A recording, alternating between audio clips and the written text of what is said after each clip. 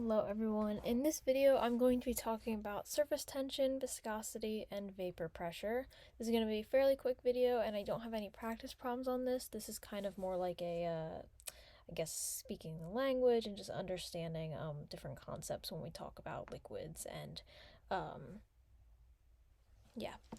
that's basically all this video is going to be. It's just a quick little talk about it and a little bit of review at the end. So, first thing we're going to talk about is surface tension. So surface tension is the amount of energy required to stretch out a liquid. That you're probably like, stretch out a liquid, what does that mean? So within, let's say we have, just try to draw this out. We have a bead of water on a table, right? Let's say this is the bead of water, right? The reason why water beads is actually because it has a very high surface tension. So all of the molecules inside this water are actually pulling in towards each other. They're attracted to each other. And this has to do with the intermolecular forces, right? Because water is a hydrogen bonded molecule, it has a very high intermolecular force. So all of these molecules are pushing in on each other, pushing in. Let's say this is one molecule right here. You have them pushing, pushing, pushing, pulling, pushing. It's just, they're all just kind of crazily moving each other around and they're very attracted to each other. So that's why when we have something like a table, water isn't just flat on it because they're attracted to each other. So what they actually do is they kind of like pile up and they want to be as close to each other as possible, and that ends up looking something like this, like a little water bead. And when we're saying it's the amount of energy required to stretch a liquid, it's not really easy to push these molecules away from each other. Let's say that we had like, I don't know, we put like our finger there. Let's see if I could draw a finger. Put our finger there, we're pushing down on it.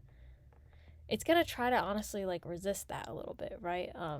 Especially if you have water on something that's hydrophobic like wax paper. If you put your finger on there, it's likely just going to stay that shape because it's, takes a lot of energy to stretch out the liquid, to stretch out a beaded liquid like that, right? So because of that, we can say that water has a high surface tension. So again, surface tension is the amount of energy required to stretch a liquid. High intermolecular forces equals a high surface tension. Now let's talk about cohesion versus adhesion. So cohesion is the attraction between same molecules. So that's when we're talking about surface tension in different, let's say in same molecules, right? So surface tension between different water molecules, that's going to be a cohesion attraction, right? So between the same molecules, the water and the water molecule, both attracting each other, that's cohesion. Adhesion is the attraction between different molecules. So adhesion would be our example of our graduated cylinder. Let's see if I could draw a graduated cylinder. All right. Oh, that doesn't look so great. Either ways, let's say that oh my goodness, this looks so bad. Let's say that this is our graduated cylinder. We all know from lab class that what graduated cylinders tend to do with water is the water gets attracted to the glass. That would be an adhesion attraction, right? So the water's all in there, and the water forms a meniscus line. That's because the water is actually also attracted to glass. That would be an adhesion, right? And then let's say another example is we are dealing with something like, I don't know, something that's hydrophilic. Let me think of something like that. I don't know. Okay, I mean, this isn't a great example because the water actually just soaks into the, but let's say we have a piece of paper, right? Piece of paper, we put a drop of water on it, it's gonna just completely flatten out. It doesn't bead on there because it's hydrophilic, but that would be also another kind of example of adhesion, where the water molecules are attracted to the other molecule, causing it to not only have a cohesion, but also have an adhesion. And when you have actually, let's talk about that here. So let's talk about the difference now of wetting versus beading. So beading is that same thing that we were talking about when you put a water drop on something and it just kind of stays as a little bead because the surface tension is so high, right? So that would be an example of beading. And this is when the cohesion, so the attraction between the same molecules, is greater than the attraction between different molecules, so the adhesion, right? So that makes sense because these things are going to stay as a bead because they're more attracted to each other than they are the surface. Now wetting. Wetting is the opposite thing. Let's say we have water, and we're dropping it on a different surface now, but on this surface, it flattens out. That would be wetting. So that's when the liquid would flatten out, and we can say that adhesion is now greater than cohesion. So those are examples of surface tension. So I think those are the things that you're going to want to keep in mind as we go through this test and these next few chapters, just talking about liquids. Now moving on to, see if I can find it. Yes, viscosity. All right, so viscosity is the resistance to flow, and specifically the resistance to flow of a fluid. Viscosity is a fairly simple concept, so there's not much to really know here because we kind of all know what viscosity is. Very great example is the difference between honey and water. If you guys have ever worked with honey or syrup, you know that when you're pouring it out onto your pancakes or tea, whatever you put honey in, I don't even use honey ever, you know that it doesn't flow very well. You kind of have to like squeeze it really hard out of the tube sometimes, and it doesn't like flow very well. It just kind of stays in place usually. And it takes a really long time to get onto your pancakes, right? So let's say this is your stack of pancakes here, and you're like, I really want some syrup. It takes a lot of time. It kind of really takes its time to pour out and go onto your pancakes. You're like, all right, come on. When are you gonna get onto my pancakes? You're sitting there for usually a hot minute waiting for it to fully cover your pancakes. But that would be viscosity. It doesn't flow well. It's very slow and thick, I guess you could say. So that would be your highly viscous things because they have a high resistance to flow. Low viscosity would be something like water or any kind of, water-based liquid for that matter. Usually, when you're pouring out water, it just flows out. It like straight up just goes really fast. Like, think about a hose of water. That's not what a hose looks like. Anyways, if you have a hose of water and you're, cleaning your car, or you have a sprinkler outside with all your friends, people don't use sprinklers anymore, but either one of those, the water moves really fast. It's flowing out of it very, very quickly, very, very quickly. Let's say you were to put honey in that, it would just not work. It would just slowly drip out of the hose, and it wouldn't be a fun time. So that would be a good example if something has low viscosity because it flows very well, very fast.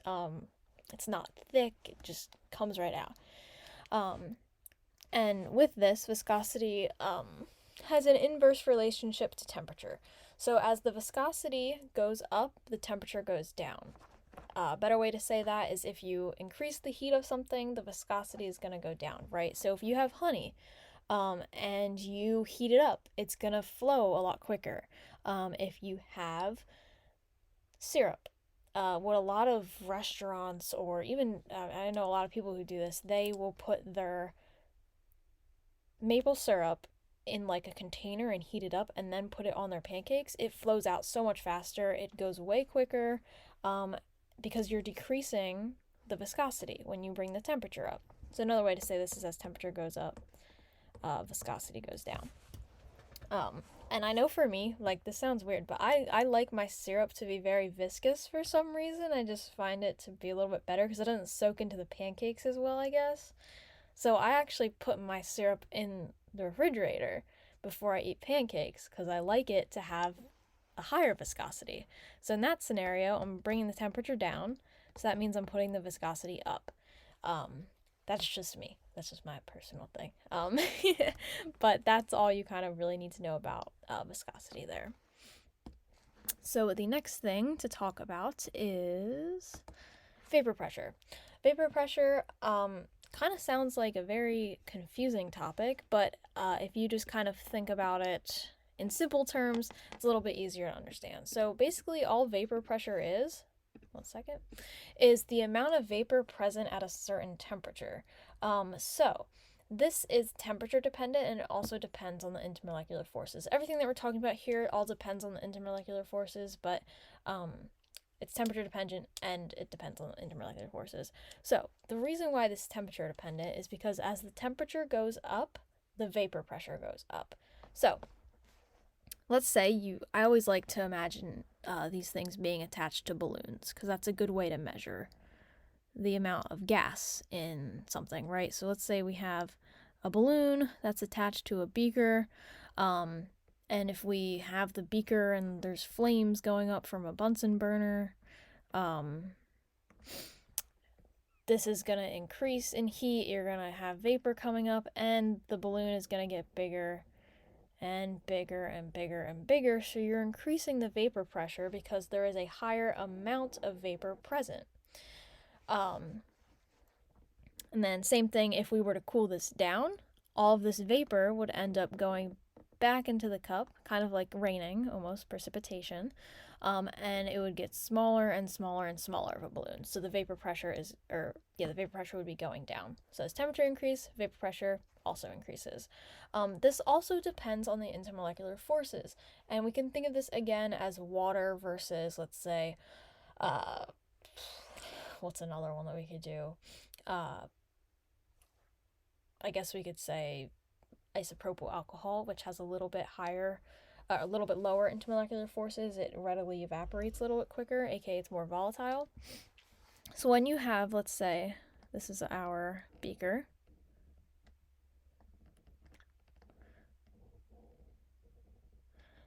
and we'll have our little balloon here. This is going to help us measure how much vapor there is. And let's say we have water, and then we have isopropyl alcohol, which, I'll just write it like this, iso, and we'll put H2O. So isopropyl alcohol is what we usually put, I don't know if people do this, but in my family, if we get like acne or things like that, my mom always had us put isopropyl alcohol on it because it actually dries out your skin, because while it's evaporating, it takes away some of the water on your skin. It just dries out the area, basically. So it is very volatile, right? As soon as it touches your skin, usually it evaporates, and that's when you get kind of like a cold feeling in your hand, right? So isopropyl alcohol is pretty volatile. So we're gonna say there's gonna be a lot of gas going in here. So we're just gonna draw that out, right? That's looks like enough. Water at room temperature. We're gonna say these are at room temp, just for reference, so that we're not increasing anything or decreasing anything. Water. It doesn't evaporate very readily.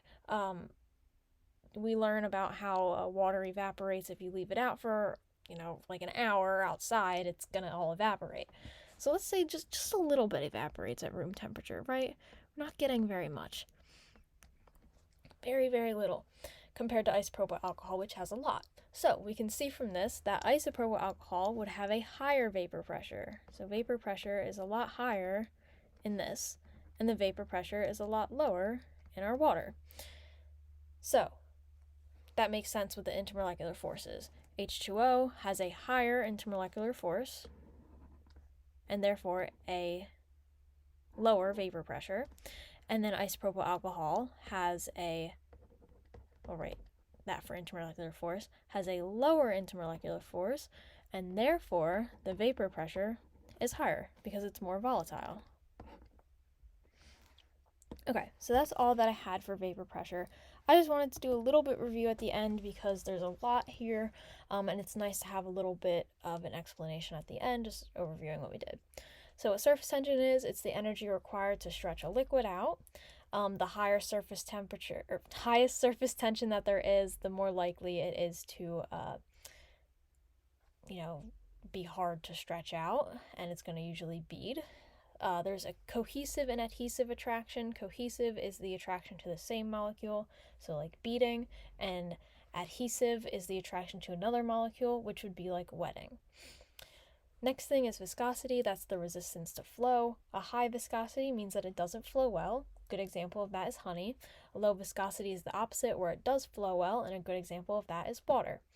Another thing is that as the viscosity goes down, the temperature goes up. Another way to say that, which I prefer saying it this way, so I don't know why I wrote it this way, is that as you bring up the temperature, the viscosity goes down, and vice versa. If you bring down the temperature, the viscosity goes up. And again, good example of that is syrup. Vapor pressure. So what we just talked about is the amount of vapor present at given temperatures, and the vapor pressure goes up as the intermolecular forces go down. Along with that, I'm just going to add this in here, that the vapor pressure goes up as the temperature goes up. Alright, so that's all that I had for this video. No practice problems with this one. This is more conceptual. So I hope you guys enjoyed, and thank you all for watching.